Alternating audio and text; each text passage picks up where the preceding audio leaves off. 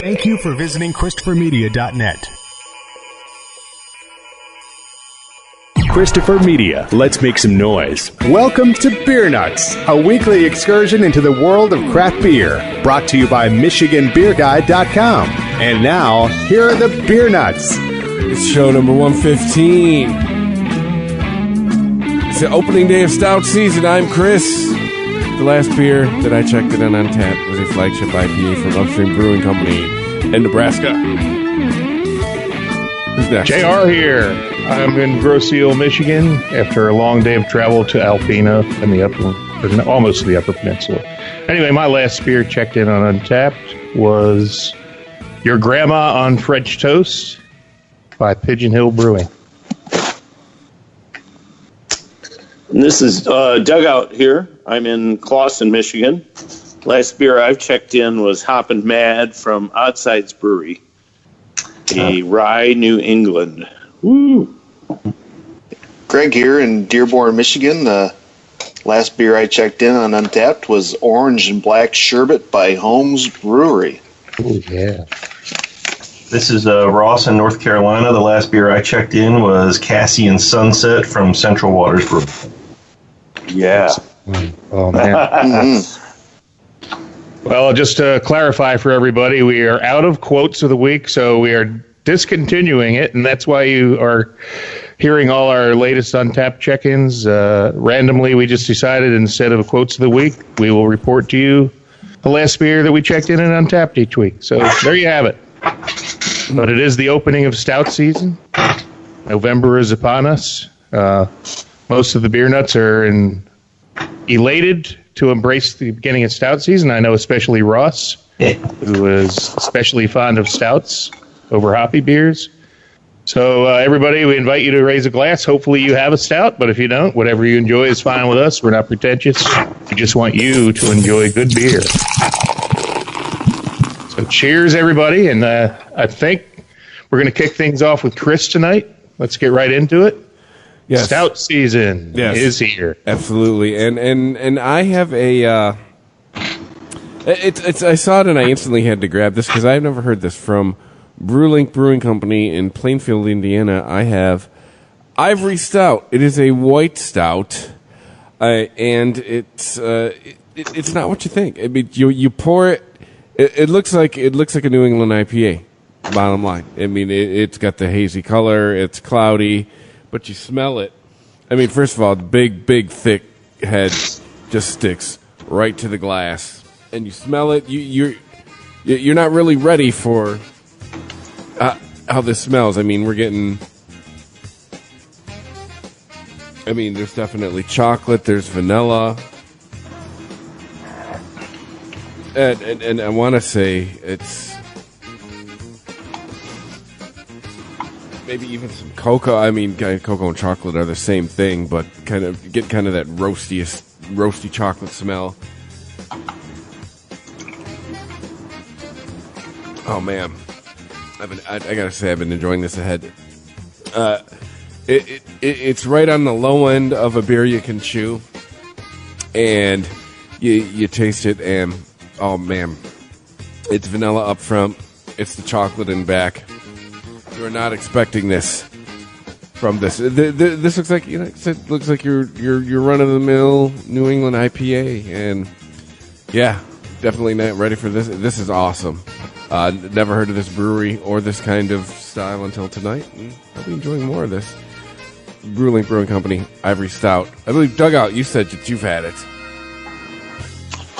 I have, yeah. One of the beers I picked up in my travels throughout Indiana, I believe I picked that one up in sort of the Indianapolis area, and thought, yeah, what a different kind of beer, and sort of checked it in, and then I heard there's this whole crowd of people who just like derail and are very upset with that actually being a thing, which is a white stout or a blonde stout.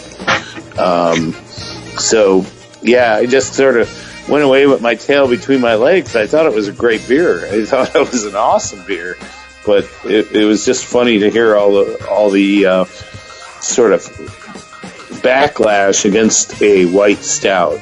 Like, what is that? You know, what makes a stout? You know, well, yeah, kind of. I mean, things that make a stout are typically that it's It'll be dark.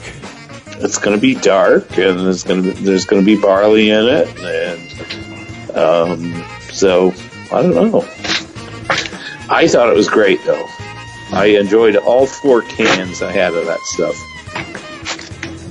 When I first had one of those, probably, I guess, not that beer, but the style 2 years ago. You go online, and that's one of many sub holy wars, I think, in the beer culture, in terms of it's not that the beer is nobody's arguing whether the beer is good or bad. They're arguing about what constitutes its category, and it's interesting. There are like many of the other little fights get very vicious if you go look on different boards about it.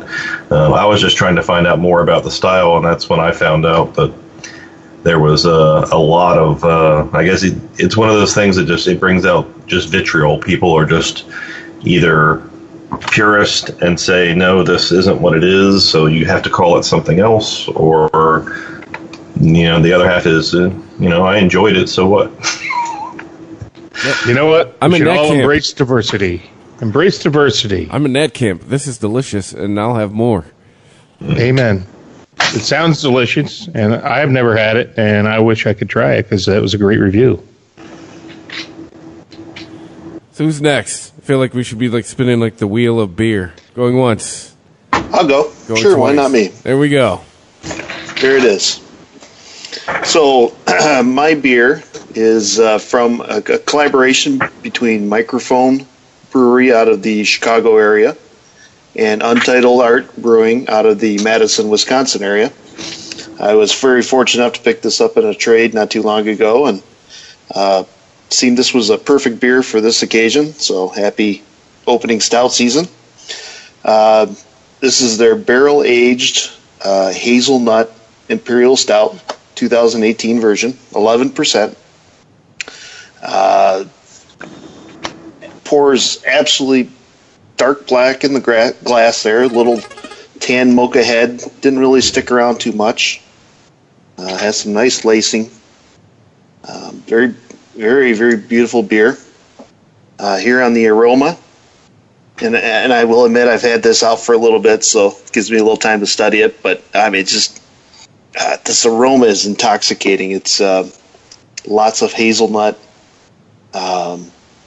like an oakiness to it, probably from the barrel itself, but a lot of coconut too. And that's a strange one because it doesn't list coconut, but I mean, for me, coconut is just a prominent flavor coming out of it.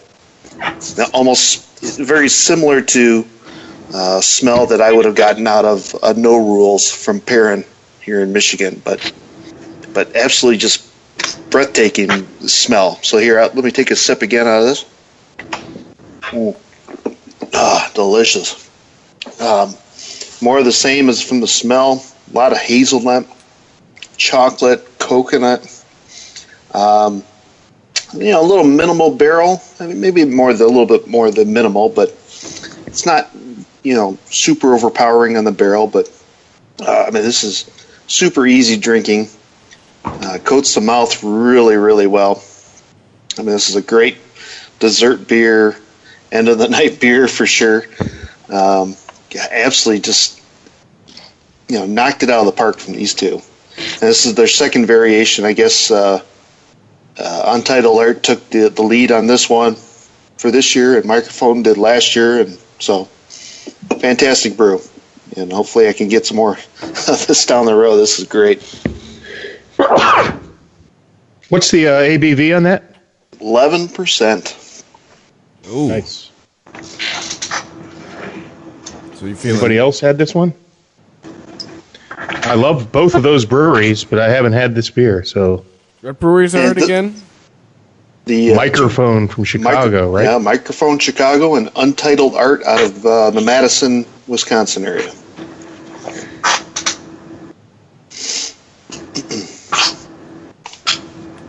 All right.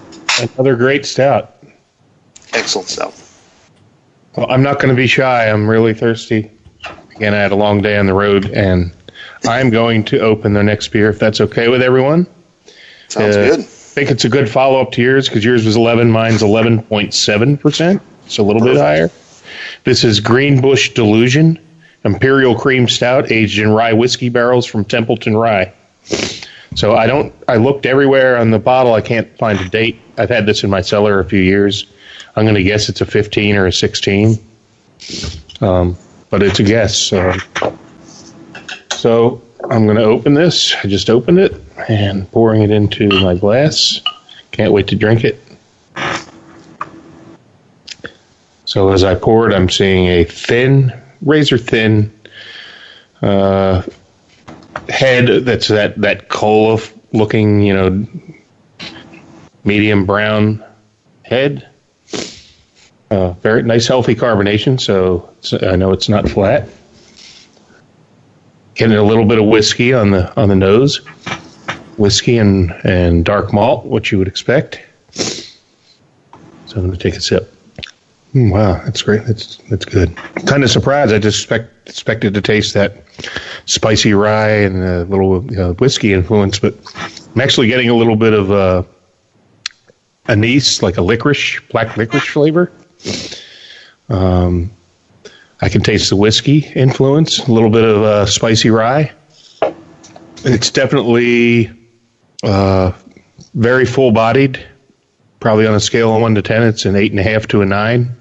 In the full-bodied, it's nice and creamy and smooth. As it says, it's a cream stout. So the base stout is really, really well constructed and tasty. I'm guessing that little licorice flavor probably comes from the rye, or probably from maybe the whiskey barrel. But it's aged well. It's mellowed out. It's not boozy. I remember when I first had this a few years back.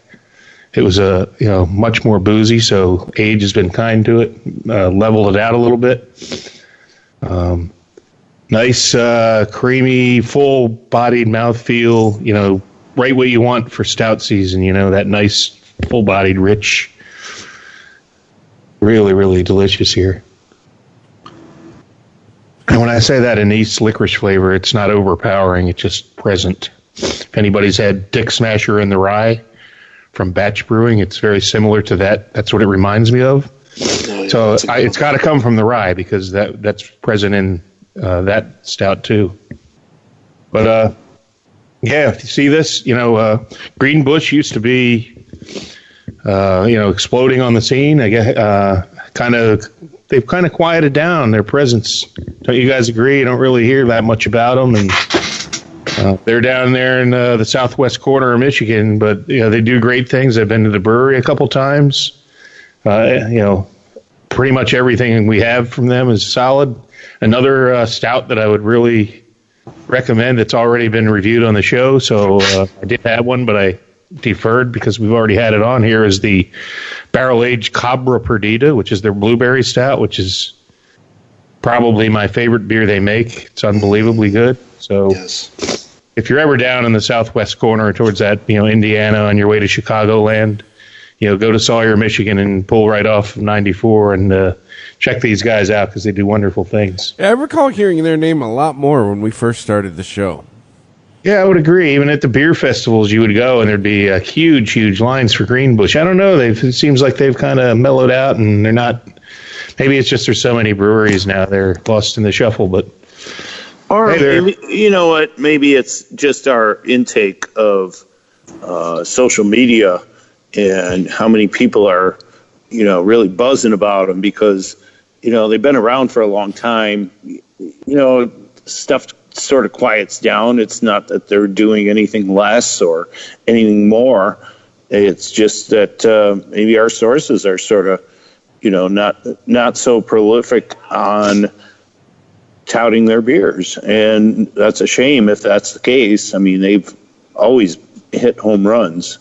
And I was at the beer festival this past weekend over in Eastern Market in Detroit, and they came out with their Chicago hot dog beer, and it's it was kind of gross, but Jeez. at least Hey, say what you will. the envelope, It does taste like. I mean, that's breaking the envelope. My It goodness. tastes like a hot dog, that's for sure. Oh my God. Gross, man. Oh man.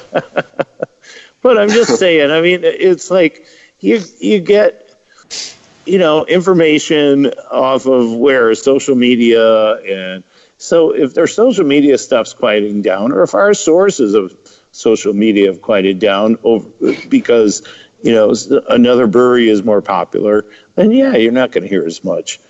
Just saying that, throwing that out there.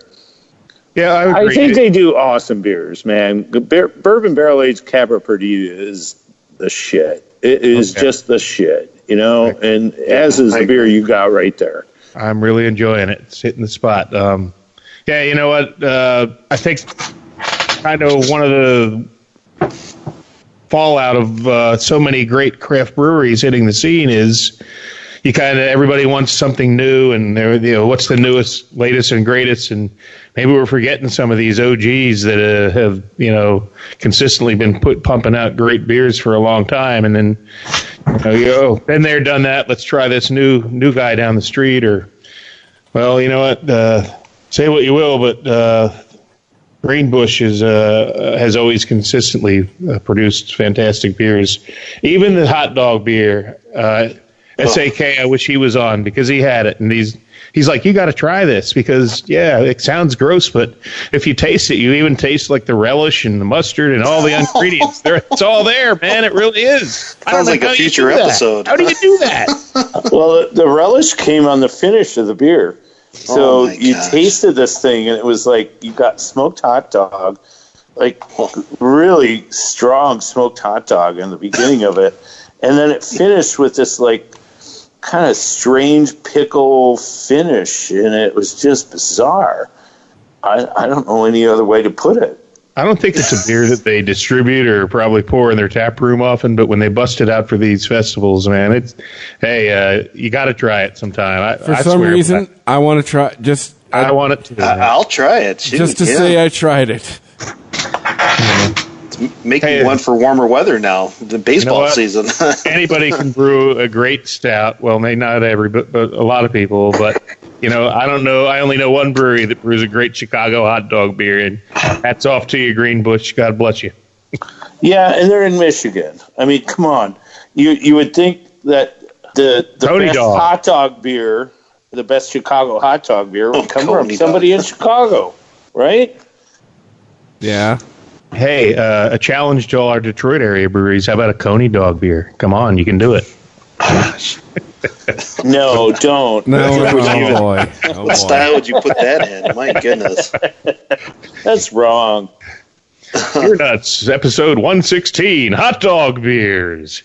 Ooh, ouch. Yeah.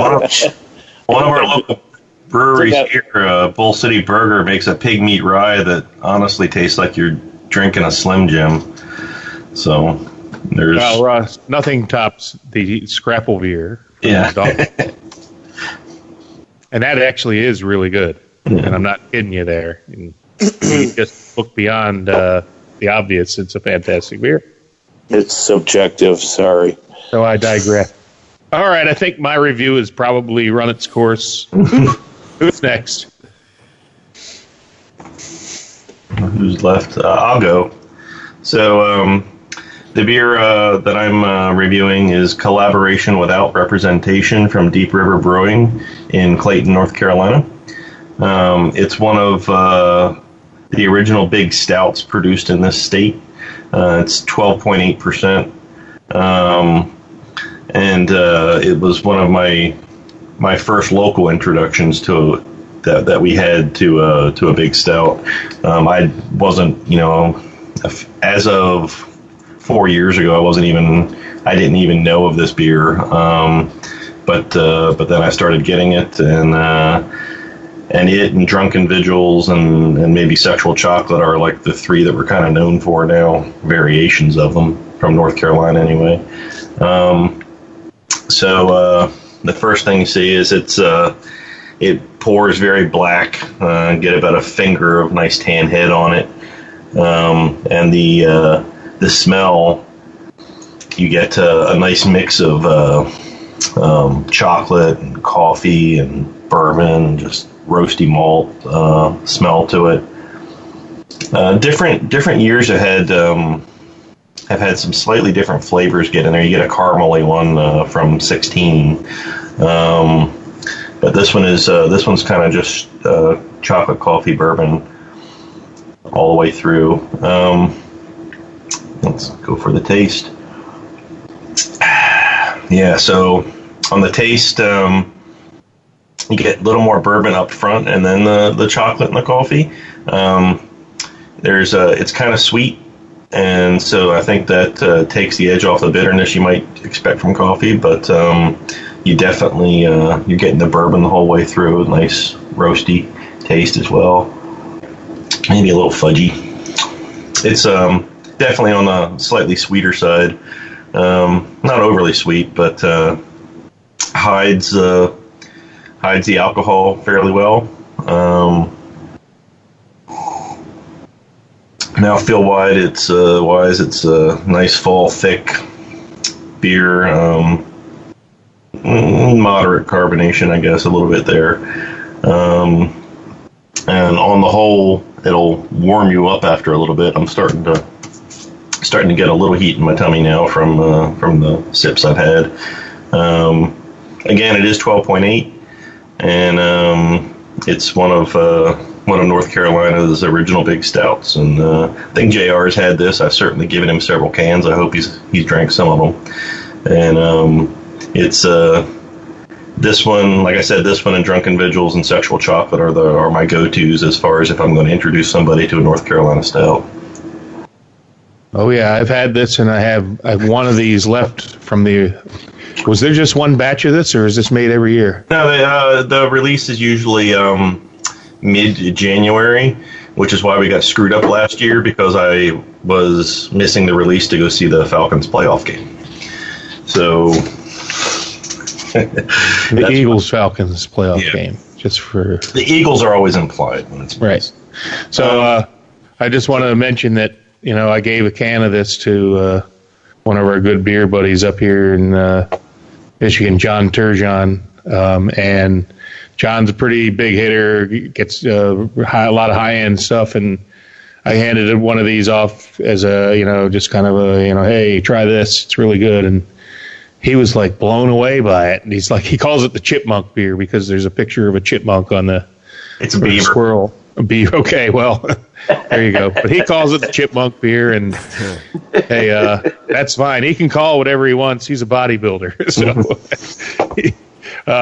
but where I'm going with this is he's got a pretty good palate, and for him to give it a high review is that's all I have to say. But having had it, I also know it's a fantastic brew, and I always look forward to getting some. And I was checking my cellar the other day, and I found one can of this. I have one can left from the last time you gave me some, Russ. So be sure to put that in the beer fridge for consumption soon. Hopefully this January will be fruitful, and you can get us some more, because it's fantastic beer. So thank you for sharing it with us. And on that line, I just want to expand. Russ at the last Eagles game we met up with, he hooked us up with a lot of great North Carolina beers, and also hooked Dugout up with some great beers. So we would like to do a Foothills episode, if you're okay with that, Russ, and maybe in the next month or so. Yeah, I don't know where I'm going to find any, but I'm sure you're loaded up. Yes. Yeah. So I think with the mother load that you provided us with, I think between Dugout and we can probably maybe get with some of the other beer nuts here and spread the love around and do a Foothills episode, or at least a North Carolina beer episode, and have you be kind of like the star of that show, if that's all right with you. Yeah, that worked for me. So we'll revisit that later, but. Okay. Thanks again for sharing all the great North Carolina brews with you. It's really, you add a lot of value to the show, as most of us are in Michigan, and it's great to have you introduce us to all these great North Carolina brews, so thank you for that. Amen. All right. Well, who's left? Dugout? Oh, am I the last? You're So I went kind of local here, like really local. Flying Buffalo, Imperial Age, no, Barrel. Sorry, let me start this over again.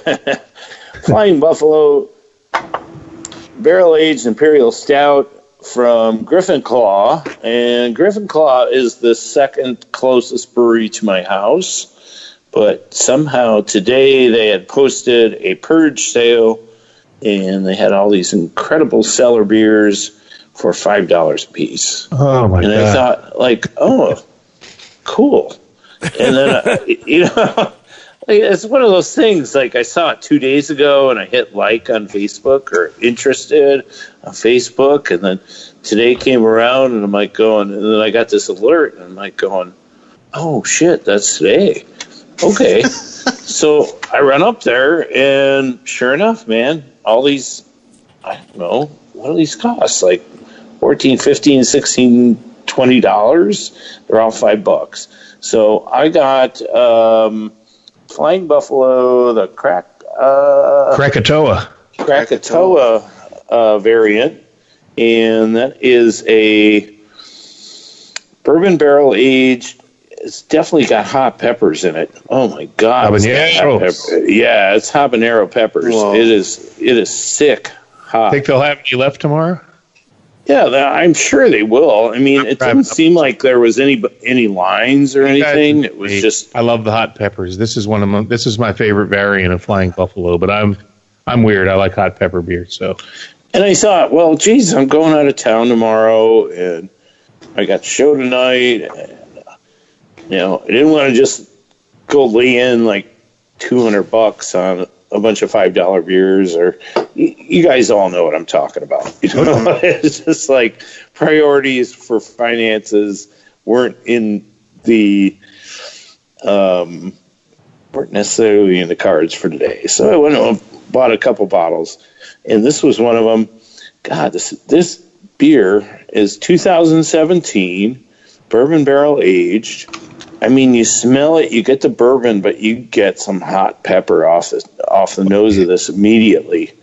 And it pours as dark as can be, and then the first sip is, you get that bourbon, like burnt sugar, but then it finishes with the hottest of hot, and it dissipates fast.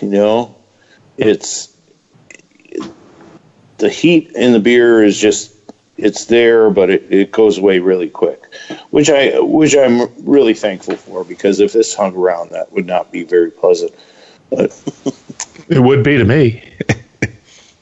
I don't think so. I mean, you don't want the beer, you don't want the heat hanging on the beer. You just want it there. And I would agree, but not many people are like me. I'm weird. But man, what an awesome beer for $5! Jesus. These guys consistently, day in, day out, they put out like really high quality beers. Uncle Pete's nephew works for the brewery itself. Mike Robillard, he's been on the show before. Although I think that was a missing episode, so maybe it's not been. But I mean, these guys kick ass. This beer kicks ass. I couldn't even say anything more about a $5 beer. That better value? No, that's it. Well, I have one in my cellar, and I paid close to $20 for mine. So apparently, it wasn't as popular as the brewery had hoped. But I'll be going to Birmingham tomorrow to see if there's any of these left, because I'll be loading up on these. I know I shouldn't, but can't help myself. I would think there are. I mean, at least enough to get you through. You're going to drink them. At least get you through Thanksgiving, $5. Jesus. Oh yeah, can't beat them. I'm jealous. I really love that beer. That's a great deal, man. What a deal. And they didn't make Krakatoa this year. I guess that's the reason, because they're selling for $5 this year. It wasn't very popular. Like I said, I'm in the minority. People, not everybody likes the hot pepper, but I do. But no, and I can see why everybody wouldn't like this. I mean, that the dose of pepper you get on the first sip is extreme. It doesn't. Like I said, it doesn't last, but it's still extreme. Well, I can remember going to more than one beer share where Stone Crime and Punishment were served, and drinking like 2/3 of the bottle after everybody had a sip of it and passed on it, and I was the only one at the entire share that enjoyed it. So more for me, but I can see why it's just not everybody's cup of tea. But yeah, hell, at 14.7%. For $5, yeah, bring it on. Wow, is that what it was? 14.7. Wow. Yeah, it sure beats Steel Reserve. All day. Yeah, every day, any day. So did we end up going in order of ABV? Sounds like I think inadvertently we probably did, which is just, everything works out for a reason, right? Wow. And it's too bad because I have another beer here that's 11, but it won't fit, so never mind. Well, just have to drink that post-show. Your post-show celebration. Yeah, I'm already halfway through it, so. There you go. After 570 miles on the road, I'm thirsty. Happens to the best So, of yeah. us. Any beer news this week? I've been on the road all day, so I haven't had a chance to look. Any hips and tips or CBS tomorrow. CBS coming out tomorrow. Oh, tomorrow, November 1st, I guess it is. Ticket release, yeah. Canadian breakfast stout. Hopefully, there is a little bit more barrel maple influence. No Mountie on the label. No Mountie on the label. Apparently, the Canadian Mounties took exception to their likeness being put on the Founders label, which they don't have any real legal standing to do anything. They're in Canada and Founders is in the U.S., but Founders, being the good folks they are, took them off and just put the horse on the label. Yep. The syrup barrels are from Canada, though, aren't they? I'm not certain. I think if they're from Canada or if they just do that because maple and Canada go together. I don't know. Anybody else know? I guess that's it was just maple syrup barrels. That was it. That's all it was. Well, that's a homework assignment for next week. As far as I know, it's a specific syrup company in Canada. Okay. At least that was the tale I got from the rep when the CBS made. I have a line on a Founders rep. I can ask a question, research that. That'll be our Jeopardy question for next week. One of the reasons it's so limited is that there's only a limited number of those maple barrels available, and that's as much as they're going to make. And that was the story I got from the rep down here. Mm-hmm. Yeah. Well, looking forward to trying one. I'd have to go use my Mug Club membership tomorrow at the Detroit Tap Room.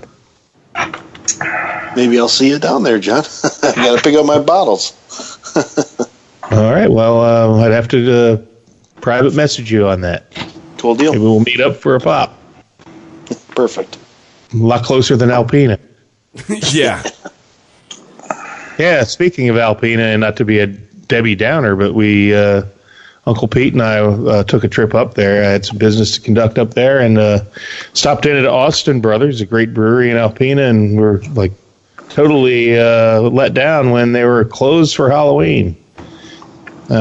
And I understand, maybe the brewery, I know they were busy bottling when we got there, and I know that a lot of brewery workers might have kids but no social media notice on Facebook that they would be closed, or I would have maybe postponed that trip a day, but here's what it is. But we would have loved to sampled some of the great beers up at Austin Brothers, and I guess we'll have to wait for another time, but my venting is over. Halloween was the last night for one of my local breweries, Mystery Brewing in Hillsborough, North Carolina, shut down.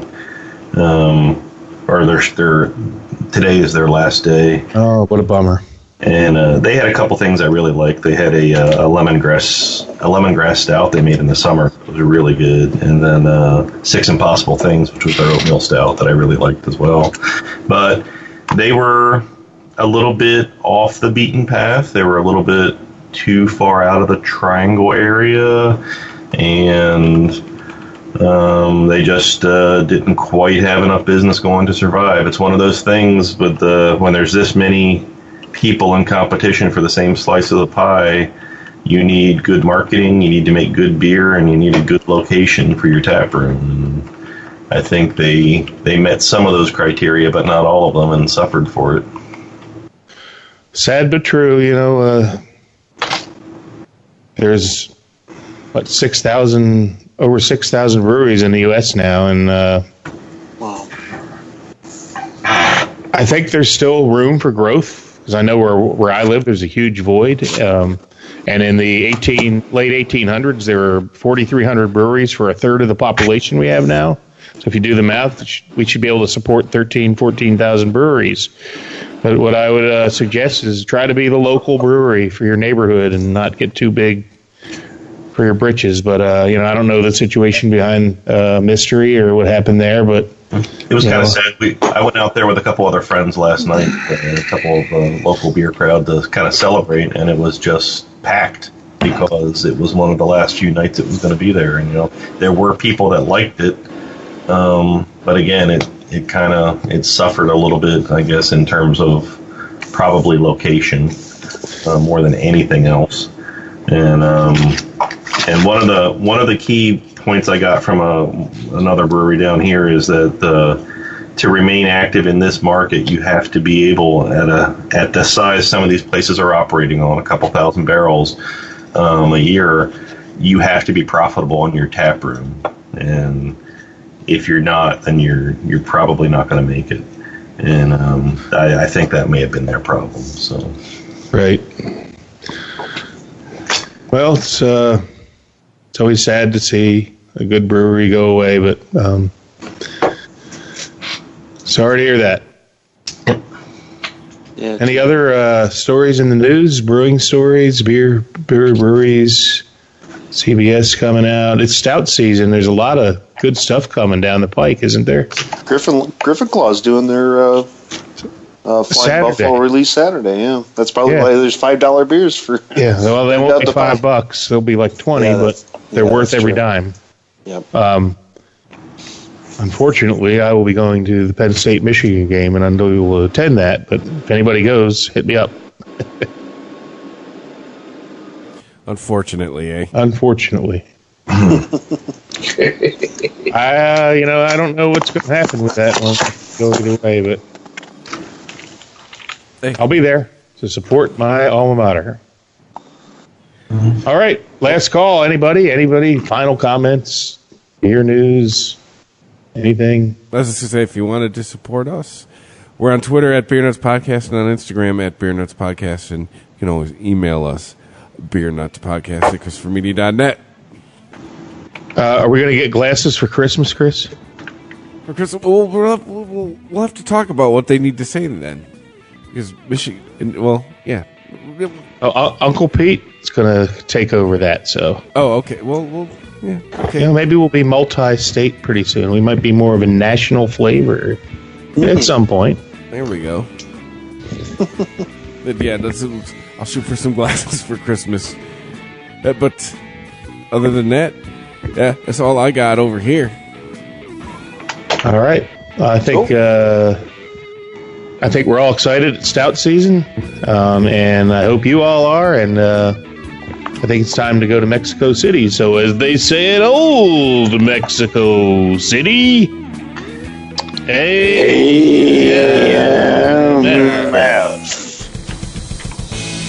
If you like this show, please tell a friend. Please follow us on Twitter and like and share us on Facebook by searching for Christopher Media. You can subscribe to all ChristopherMedia.net shows for free on ChristopherMedia.net.